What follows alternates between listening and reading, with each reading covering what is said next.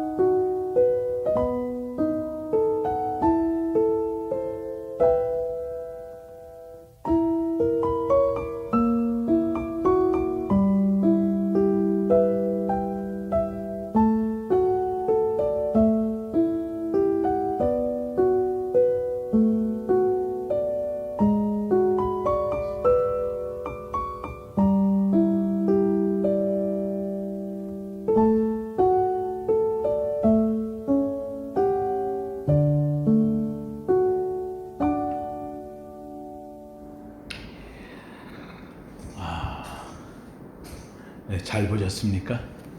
예, 제가 한 8, 9년 전에 한번 이걸 같이 보여드리면서 본 적이 있는데 그 뇌성마비의 아이 날 때에 어머니 뱃속에서 탯줄을 목에 감고 있다 산소 결핍으로 인해서 뇌성마비로 태어났습니다. 그랬던 이 아이가 시대의 도움을 받아서 컴퓨터로 자기 표현을 할 수 있게 되었을 때에 첫 번째 컴퓨터를 배워서 쓴 단어가 run, 달리고 싶다라는 거였고, 이 아버지가 그 아들을 위해서 달리기를 해주고 싶어서, 아이는 뛰지 못하니까 그 아이를 휠체어에 태우고 하프 마라톤에서부터 시작을 한 것이 정말 그만두고 싶었는데, 이 아이가 한번 달리고 휠체어에서 달리고 와서는 장애가 다 사라진 것 같아요. 느낌이, 이 말 한마디에 아버지가 그때부터 이 아이를 데리고 하프 마라톤, 그리고 온전히 마라톤, 그리고 철인 3종 경기를 비롯해 가지고 온갖 시합에 다니면서 아이를 자유롭게 해주고 싶어하는 이 꿈을 이루어간 아버지입니다. 딕 호이트라고 하는 아버지지요. 무려 1130개의 대회에 나가서 완주를 할 만큼, 여러분들 보시다시피 이런 철인 3종 경기는 건장한 청년도 이 일을 하기가 힘든 건데, 40이 넘은 아버지가 아들을 데리고 처음으로 자전거도 한 번도 안 타본 사람이 도전을 해서 몸을 키우고 체력을 만들고 해서 도전했던 일대기의 이야기가 있습니다. 제가 이 이야기를 지금 여러분들에게 하는 이유가 이 아버지가 지난 3월 19일에 돌아가셨어요. 지난 3월 19일에 별세를 해서 죽었습니다. 보스턴 대회가 처음 시작할 때 그 보스턴 대 하프에 뛰고 했던 사람인데, 그때 뛸 때에 사람들이 아니 이 마라톤 대회에 휠체어를 끌고 와서 애를 태우고 저 뭐 하는 거냐, 장난하느냐, 업신여기기도 했고 핀잔을 주기도 했고 귀찮아하기도 했고, 이 휠체어를 밀면서 그 하프를 뛰고 보스턴 42.195 온전히 뛰고 하니까는요, 이게 쉬운 일이 아니거든요. 그러니까 이거 대회하는 사람들이 올 때까지 기다리는 게 너무 힘들고 귀찮으니까 별소리를 다 했는데, 이 아버지는 온갖 비난의 소리를 들으면서도 오직 아들의 이 자유함을 만끽해 주기 위해서 아이를 데리고 뛰었고, 급기야는 철인 3종 경기에 나가서 휠체어를 밀며 달리고 자전거에 태워서 달리고 또 보트에다 태워가지고 물을 세상에 거의 4km가 되는 거리를 헤엄을 쳐서 보트를 끌고서 가면서 이 아이를 이 자유함을 주고자 무려 17시간 이내에 못 들어오면 탈락인데 10분 전에 들어와서 그래서 온전히 하고, 이랬던 경기가 무려 1130개를 완주를 했습니다. 처음엔 비난하고 했던 이 보스턴 대회에서 이 사람은 우리 미국의 영웅이다. 아들, 자녀를 위해서 이렇게 하는 부모가 어딨냐. 그래서 지금 보스턴 대회 시작하는 그 보스턴에 가보면 거기에다가 이 아이를 태우고 그 자전거를 타고 달리는 이 그 동상을 세워서 이 아버지를 추모하고 기념하는 이걸 해놨습니다. 근데 이 이야기의 내용의 가장 중요한 것은 이 아들이 이 엄청난 이 1130개의 이 도전에 아들이 동참해서 이루어낸, 그 아들은 못 움직이거든요. 그런데 이 아들이 나는 아버지가 없었으면 난 이 일을 이룰 수가 없었어요. 당연한 얘기지요. 그런데 이 아버지는 뭐라고 이야기하냐면, 아들아, 나는 내가 없었다면 난 이 일에 도전하지 못했다. 많은 사람들이 이 사람에게, 디코이트에게 그 휠체어 안 갖고 이걸 하고도 이렇게 달리니까 시간 안에 다 들어오니까 만약 이걸 안 하고 그냥 뛴다면 얼마나 우승도 할 수 있지 않겠느냐, 뛰라고 이야기했는데 이 디코이트는 아니다. 나는 아들 때문에 뛰고 아들이 있어서 이 일을 할 수 있다 이야기를 했어. 수많은 사람들이 디코이트에 대해서 야, 우리 미국의 영웅이다, 자식들에 대한 승리다, 아버지의 영웅이다 이러고 이야기할 때에 이 디코이트가 한 그 마지막 한마디는 나는 영웅이 아닙니다. 나는 단지 아버지일 뿐입니다. 아버지이기에 난 이 일을 해냈다. 저는 이 말씀을, 이 내용을 보면서 아들이기에 도전했고 아들이기에 희생했고 아들이기에 인생 청춘을 바쳤다면 하나님은 우리를 아들 삼으려고, 자녀 삼으려고 십자가 예수를 버리고 온갖 고난 고통을 다 하면서까지 하지 않았을까. 저는 만약에 이 말을 바꾼다면 하나님이 그러셨을 것 같아요. 나는 하나님이 아니다. 나는 너의 아버지다. 나는 아버지다. 우리는 하나님을 아버지라고 부릅니다.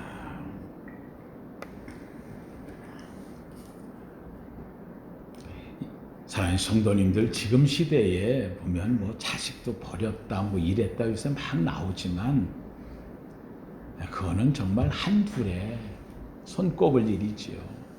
진정한 부모들은 자식에 대한 이 감동은 사실 예전이나 태초나 지금이나 바뀐 게 없어요. 그는 늘 자식에 대한 사랑이지요. 부모는 자식 사랑에 목숨 건 사람들입니다. 자식을 사랑하려고 내 자식을 비난하고 온갖 이런저런 말로 해도 나에게는 아들이고 딸이고 자식입니다.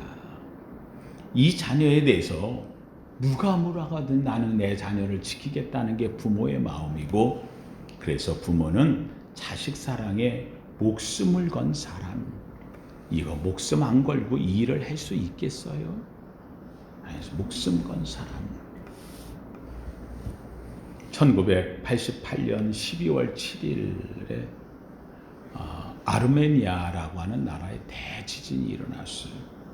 무려 이 지진으로 인해서 5만 5천 명이 죽었어요. 와, 엄청난 대지진이죠. 아파트가 무너지고 건물이 쓰러지고 도로가 파괴되어지고 세상이 뒤집어져 버렸어요.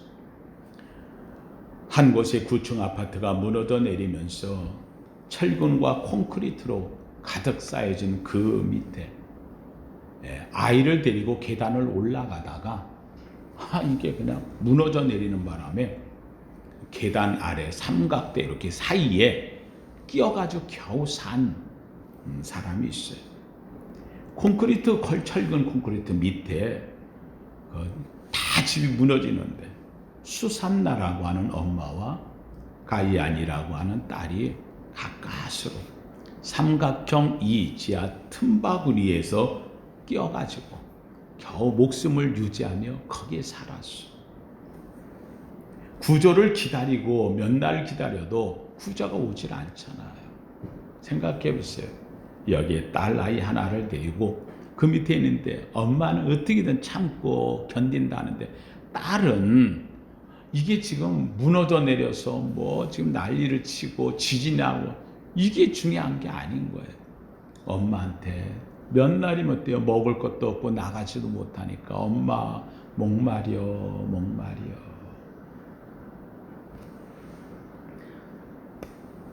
목마르다고 물을 달라고 그러면서 우는 이 아이에게 물은 줄 수 없고 갇혀있는데 나갈 수도 없고 그 안에는 뭐 빛이 있는 것도 아니고 캄캄한 어둠 속에서 이 아이에게 물을 어떻게 주겠어. 이 엄마는 옆에 있는 철근이 이 넘어져서 있는 그 자리에다가 손가락으로 베어서 이 아이의 입에다가 물려주는 거예요. 빛이 없으니까 이 아이는 이게 물인지 피인지 구별, 입에 들어오는 걸 쭉쭉 빨아먹으면서 목에 갈증을 겨우죠. 또 조금 지나면 배고파 목마려 그러면 또 다시 한 손가락을 잘라서 입에다 넣어줘. 또 한 손가락 잘라서 넣어줘. 정말 다행히 구조가 되어졌어.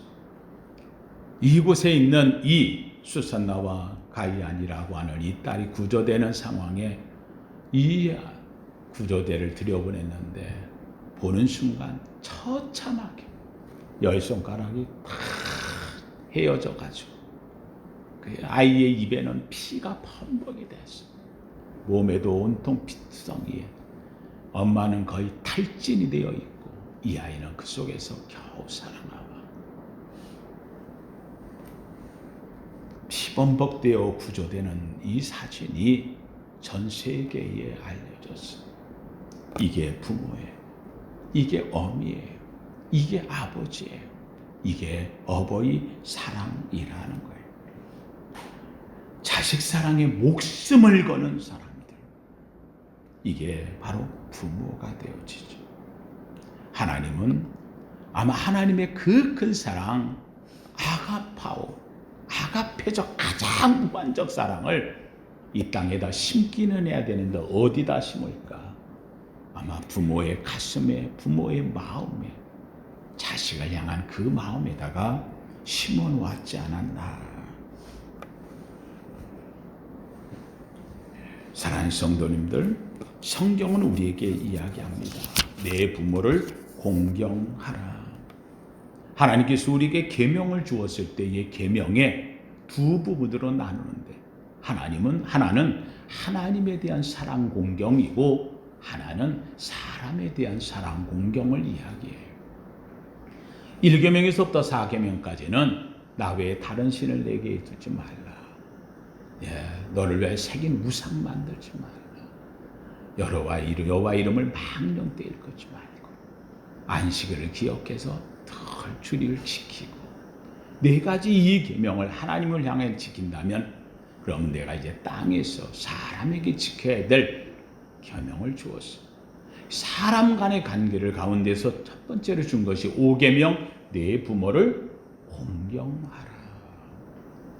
오늘 성경은 우리에게 이야기해요. 내 부모를 공경하라. 이것이 약속이 있는 첫 계명이에요.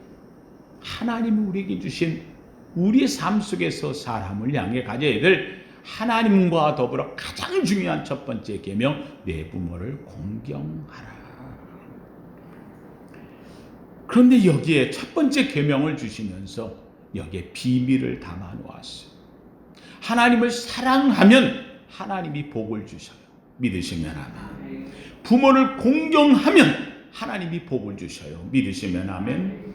하나님과 부모의 공경의 속에다가는 하나님이 축복의 비밀을 숨겨 놓았다는 거예요. 오늘 본문 속에 나오는 이 말씀에 보면 2절에 내 아버지와 어머니를 공경하라, 이것이 약속 있는 첫 계명인데 이로써 내가 잘 되고 땅에서 장수하리라.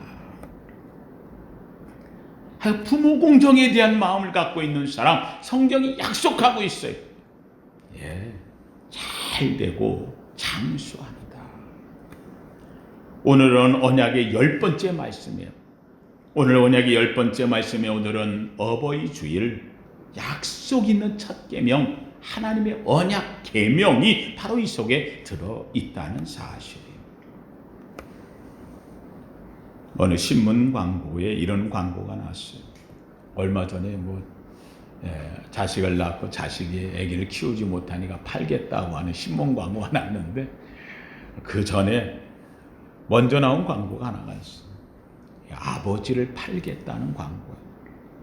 노령이 되어져서 몸이 불편하고 치매는 오고 이 부모에 대해서 더 이상 내가 모실 수는 없고 힘들고 그래서 나는 부모 누가 사겠다 하면 팔겠다 해가지고 광고지에다가 광고를 냈어요.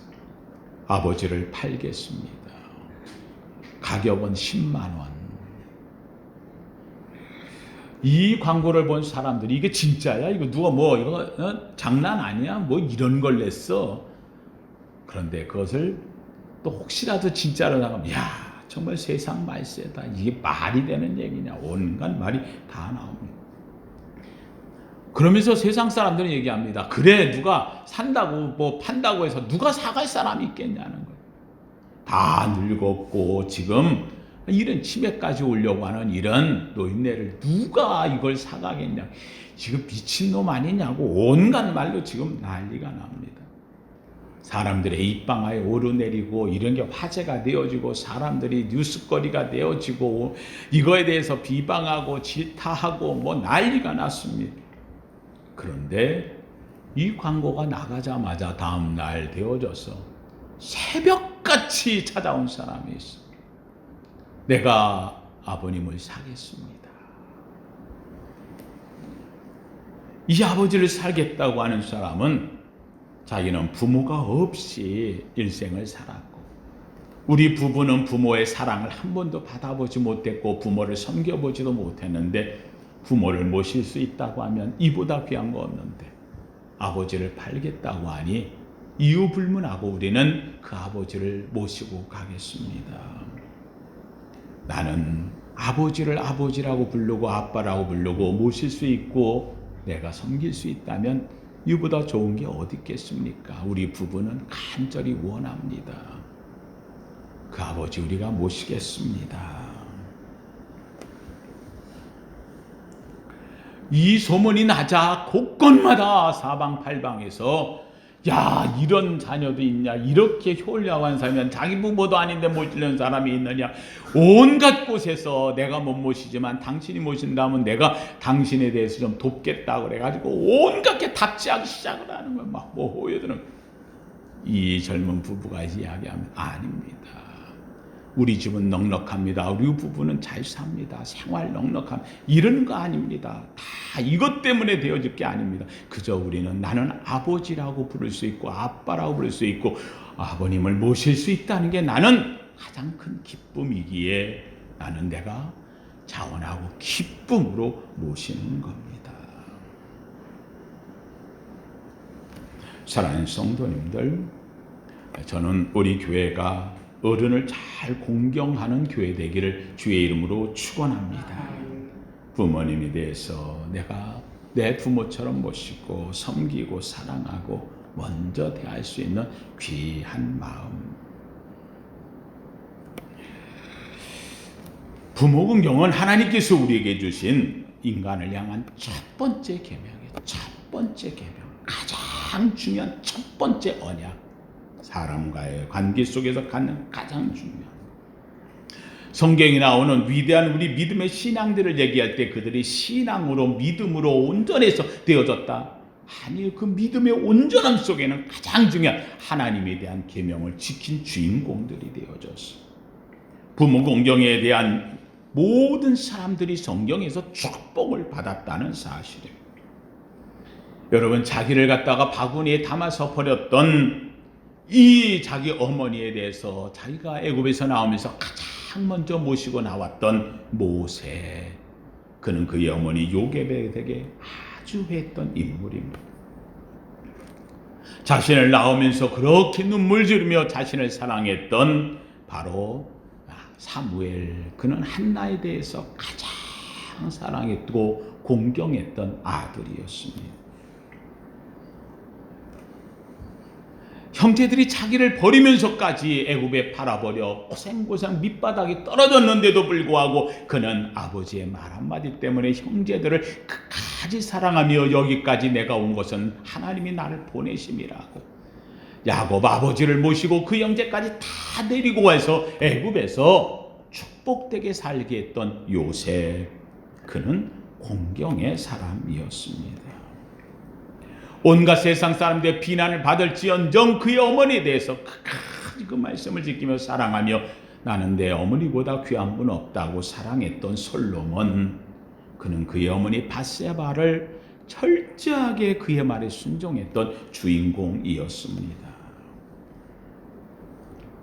남편도 죽었지만 그럼에도 불구하고 시어머니 나의 어머니라고 어머니의 하나님이 나의 하나님이고 어머니의 백성이 나의 백성이라고 어머니 가는 곳에 나도 따라가겠고 어머니 가는 곳에 나도 머물 테니 어머니 나를 보낼 생각하지 말라고. 그의 동서 르반은 고향으로 갔는데 거기서 가다 편하게 갈 수 있음에도 불구하고 끝까지 시어머니 나오미를 섬겼던 주인공 룻, 이 여인은 다윗 가문의 조상이 되었고 예수 그리스도의 족보에 오르는 위대한 여인이 되었다는 사실입니다. 성경은 우리에게 이야기합니다. 우리의 부모 공경의 가장 첫걸음이 뭐냐? 순종이라고 말합니다. 오늘 본문에 말합니다. 자녀들아, 주 안에서 너희 부모에게 순종하라. 이것이 옳으니라. 하나님이 볼 때 가장 옳은 것, 부모 순종이라. 여러분, 우리가 신앙생활 한다고 할 때 신앙생활의 가장 출발점이 뭡니까? 성도님도 다른 거 없어요. 순종에서부터 출발하는 거예요. 사울이 그렇게 많은 왕이 되어지고 높은 자리에 올랐으나 하나님께 버림받았던 이유는 다른 것 없어요. 순종하지 못할 때예요. 그래서 성경은 우리에게 순종이 제사보다 낫다. 사랑하는 성도님들, 부모에 대한 순종하는 마음, 이거는 우리의 믿음의 척도와 같다는 거예요. 성경에 나오는 사람들의 가장 중요한 것, 믿음의 사람들, 신앙의 사람들은 다 한결같이 순종의 모습을 갖고 있어요.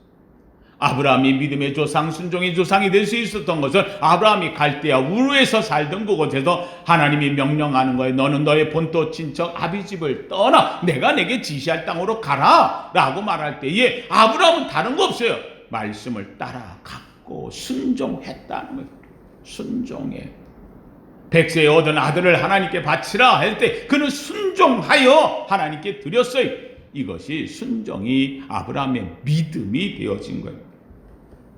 오늘 우리에게 있어가지고 믿음의 가장 중요한 것이 순종이었다면 이제 부모 공경은 하나님의 약속이고 언약이기에 오늘 우리는 순종이라는 말로 이야기하는 거예요. 왜 순종하지 않을까요? 이유가 뭘까요? 우리가 순종하지 않을 때는 나보다 못해 보이는 거예요. 그거 들어봐야 별 볼일 없는 거예요. 예, 우리가 볼 때에 아무것도 아닌 것처럼 보일 때 내가 왜 순종을 해요? 이게 내가 교만해질 때 나타나는 현상이에요. 사랑하는 성도들이, 우리가 살면서 우리 성도들이, 우리 젊은이들이, 또 우리들이 마찬가지죠. 아버지에 대해서 이야기할 때 흔히 얘기합니다. 아이고, 나이가 좀 젊을 때가 되어지면 요새 애들, 젊은 애들이 이야기하면서 나오는 게, 좀 나이가 있는 분들이 이야기하면 정치에서나 또는 문화에서나 또는 요새 사회적인 세상에서 얘기하면 꼰대질한다. 꼰대질한다.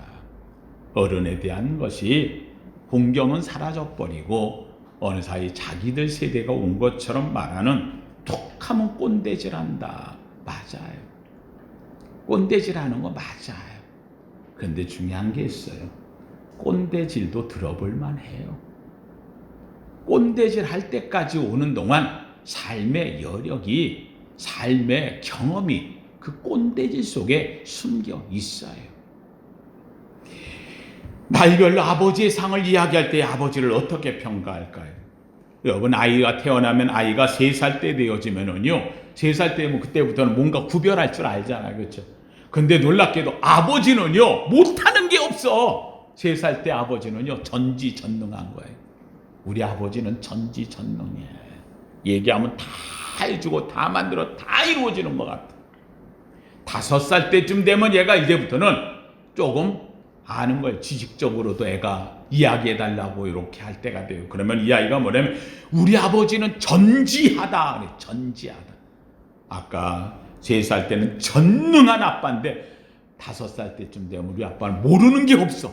다 알아. 우리 아빠는 최고의 전지한 아빠. 6살 때쯤 되고 7살 때 되고 학교 들어갈 때쯤 되어지면 아빠한테 물어봤는데 아빠가 잘 대답 못할 때가 있고 또 틀린 대답을 할 때가 있어요. 그러면 우리에게, 우리 아빠는 똑똑해. 우리 아빠는 똑똑해. 전지에선 좀 떨어졌어. 8살 때쯤 돼서 학교 가가지고 공부하는데 집에 와가지고 물어보는데 아빠가 잘 대답을 못할 때가 있어요. 우리 아빠도 모르는 게 있구나. 우리 아빠 모르는 게 있어. 12살 때쯤 되어져가지고 학교 가가지고 좀 수준 높은 이제 산수도 배우고 이랬는데 집에 와가지고 아빠한테 야, 엄마한테 가서 물어봐. 몰라. 그러면은 12살 때쯤이면은 아빠는 아무것도 모르면서 아무것도 모르는 아빠로 돼. 20살 때쯤 되어졌습니다. 그러면 애가 옆으로 빠지고 자꾸 엉뚱한 길로 나가. 아버지가 이야기를 합니다. 그러면 안 된다, 저러면 안 된다, 애를 갖다 하고 이렇게 막아줍니다. 그러면 그때부터 이 아이는 엇나가면서 아버지에 대해서 우리 아버지 구제불능이야, 구제불능.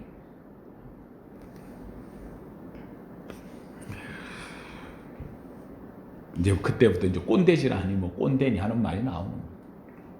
30살이 되었습니다. 어느덧 나이가 되어 30살이 되어졌는데 자기 인생에 뭔가를 해보려고 하는데 하다 보니 잘 안 될 때가 되어졌어요. 그러면 그때쯤 되어지면 아버지에 대해서 내가 30대 아무것도 안 될 때에 아버지 얘기도 한번 들어볼 만은 해. 아버지 얘기를 들을 만하다. 35살이 되어졌습니다. 어느덧 인생에 하다가 안 되고 겹칠 때가 되어졌습니다. 무슨 일이 생기면 어디 가가지고 누구하고 친구하고 물어봐도 이것도 해줘야 하는데 35이 넘었으니 누가 그걸 하겠어요. 아버지에게 여쭤봐야 되겠구나. 아버지한테 물어보고 싶어. 40살이 넘었습니다. 40살이 넘으면 그때 아버지의 모습은 어떻게 나타납니까? 40살이 넘어 아무것도 안 될 때 우리 아버지라면 어떻게 했을까? 아버지 지혜가 그립다. 아버지가 안 계시면 이렇게 표현을 합니다. 50이 넘었습니다. 어느덧 인생이 점점 항원기로 들어가는 나이가 되어집니다. 그러면은 그때부터는 아버지 얘기를 꺼내면 우리 아버지가 나보다 10배는 나았지. 우리 아버지가 확실히 나보다 나아. 그때 들었어야 되는데. 성경은 우리에게 얘기합니다. 잘 되고 땅에서 장수하는 비결이 뭐냐? 일찍 부모 말에 좀 순종하고 일찍 부모 말을 경청하라. 이것이 바로 하나님이 숨겨놓은 비밀의 약속이다. 축복의 지름길이다. 미국에 유명한 이야기가 있어요. 미국에서 아이들이 자랄 때마다 늘 들려주는 미국의 초대 대통령 워싱턴에 대한 이야기를 말합니다. 워싱턴은 원래 뱃사람이 되고 싶어 했죠. 마더로스 멋있잖아요. 팍 하고 파이프 위에 물고 그래서 선원으로 취직을 해가지고 그래서 마더로스 배를 타고 이제 산 있는 그 배의 직원으로 출발하는 이런 사회. 그 어머니가 그 아들이 떠나는 날 그 배에 와가지고 눈물을 흘리며 아들 떠나는 모습을 보는 거예요. 엄마 왜 울어? 나는 네가 마더로스 되는 거 별로다. 나는 네가 공부를 해서 더 좋은 길로 가기를 내가 소원했는데 내 마음대로 안 되는구나. 그래서 난 눈물이 나. 이 엄마가 하염없이 눈물을 흘리며 떠나는 아들을 이야기합니다. 이 워싱턴이 배를 타고 나가려고 하다가 그는 이야기합니다. 어머니의 눈물과 내 꿈을 바꿀 수는 없습니다. 내가 포기해도 어머니 눈에 눈물을 흘리게 할 수는 없습니다. 나는 어머니의 말을 따르겠습니다. 그리고 마더로스의 길 배 타고 나가던 곳을 접고 어머니를 따라왔어. 어머니, 내가 뭘 하길 원합니까? 난 네가 더 공부하길 원한다. 그는 공부를 했어요. 결국 그는 미국의 초대 대통령의 자리에까지 가는 길목에 있어요. 워싱턴은 얘기합니다. 그때 어머니의 눈물이 나를 이 자리 만들었다고. 말을 바꿉시다. 어머니의 눈물이 워싱턴을 만들었겠어요? 워싱턴의 순종이 자기를 만든 겁니다. 어머니 눈물 앞에서 그 간절함을 보고 순종함으로 워싱턴이 되어진 것입니다. 잠언 23장 22절에 말합니다. 너를 낳은 아비에게 청종하고 내 늙은 어미를 경히 여기지 말지니라. 25절에 내 부모를 즐겁게 하고 너 낳은 어미를 기쁘게 하라. 부모를 기쁘게 하는 것 이보다 복 있는 일이 없어. 저도 하나 고백을 하지요. 제가 고등학교 때 저희 어머니와 함께 제가 따로 자취를 하고 따로 사는데 어머니가 오셨으니까 누님의 집에 어머니 왔다는 말 듣고 그래서 제가 어머니를 보러 갔다가 어머니하고 같이 그 근처에 있는 교회 부흥회를 가게 되어졌어요. 이 성결교회에서 하는 이 부흥회인데 그 부흥회를 들어갔다가 참여하고 나오는데 우리 어머님이 은혜를 받았어요. 은혜 받으면서 나오면서 하는 말이 제가 뒤에서 이렇게 같이 나오는데 사람이 많으니까 이제 밀려 나오잖아요. 나오면서 하는 말이 내가 무슨 짓을 해도 내가 우리 아들을 목사 만들 수 있다는데 뭔 짓이라도 할 텐데 제가 그때 학교도 엉망이고 뭐 다니다 학교를 못 내니까 퇴학당하고 뭐니 야학학교 이런 때거든요. 우리 어머님 내가 뭔 짓을 해서라도 뭔 짓이라는 말에 다른 말을 했는데 제가 그 말까지는 못하겠어요. 그러니까 자신을 비하시키면서까지도 그러면서 내 아들을 목사로 만들고 싶다는 이런 의미의 그 표현을 썼는데 근데 그게 저한테 가슴에 확 꽂히는 거예요. 나는 지금 공부도 못하고 아무것도 저렇게 위대한 목사님을 내가 어떻게 따라간다는 말도 안 돼. 그런데 그 말이 내 평생의 가슴 속에 그 말이 들어요. 내가 뭔 짓을 해서라도 내가 우리 아들 목사로 만들고 싶어. 아마 이게 저한테 가졌던 첫 번째 목사에 대한 꿈의 시작이었는가 봐요. 이게 떠나질 않았어. 어느덧 우리 어머니의 기도가 연락되었는지 우리 어머니 말대로 제가 세상 없어도 교회를 떠나지 않았고 우리 어머니 소원 2가지 술 담배 하지 마라 그리고 교회 떠나지 마라 철저하게 순종하고 지켰어. 누가 얘기하더라고 정말 목사님 술 한 번 담배 한 번 안 해봤어요? 잘하게 생겼잖아요. 안 했어. 철저하게 왜요? 이건 우리 어머니와의 약속 내가 지켰어. 하나님이 그걸로 인해서 했는지 저를 목회자로 만들었고 제가 부족한데도 불구하고 지금 총회에 가가지고 총회 일을 하고 노회 일을 하고 지금 죄송합니다. 그때 목사님보다 제가 위치로 본다면 더 크게 활동하고 있는 사람이 되었어요. 제가 우리 어머니의 그 소망을 제가 가슴에 두었을 때에 되어주었어요. 사랑하는 성도님들, 우리는 흔히 얘기합니다. 자녀를 효자 만들기를 원한다고. 그런데 우리말에 그런 말이 있어요. 한번 따라합시다. 부모가 온효자면 자녀는 반효자. 부모가 뭐면? 온효자니. 완전하게 내가 효도를 하면 자녀는 적어도 뭐가 된다? 반효자가 된다. 다시 말하면 내가 아무리 잘해도 누굴 못 쫓아가? 부모를 못 쫓아가는 거예요. 부모를 못 쫓아가는. 그러면 이 말을 바꾸십시다. 내 자녀가 효자 되기를 원한다면 그러면 이 효자 효녀 효도하기를 원하는 내 자녀를 위해서 내가 뭐 하면 돼? 온효자가 됩니다. 온효녀가 되고 온효도를 하면 되는 거예요. 사랑하는 성도님들 말씀을 마칩니다. 부모 공경 효도는 하나님의 약속 있는 계명입니다. 이 속에는 약속이 들어있어요. 언약입니다. 말씀은 살아있습니다. 생명력이 있습니다. 이 말씀은 말씀대로 이루어질 줄로 믿습니다. 전 원합니다. 우리 성도들이 잘 되고 축복받기를 주님의 이름으로 축원합니다. 효자가 됩시다. 효자가 됩시다. 효하는 우리 부모들이 됩시다. 그리고 여러분의 가정에 있는 자녀들이 순종함으로 효를 하는 믿음의 자녀들, 축복된 가문들 되기를 예수 이름으로 축원합니다. 거룩하신 하나님 감사합니다. 하나님 오늘 언약의 10번째 말씀 약속 있는 첫 계명 내 부모를 공경하라. 어버이 주일에 이 말씀을 주심을 감사드립니다. 하나님이여 주 앞에 모인 우리 사랑하는 성도들 하나님이여 진정 나의 영적 하나님 아버지 앞에 효하는 믿음의 성도 되게 하옵시고 우리의 부모를 위하여서 온전한 효를 하는 믿음의 성도 약속 계명을 지키는 우리 모두 되게 도와주시옵소서.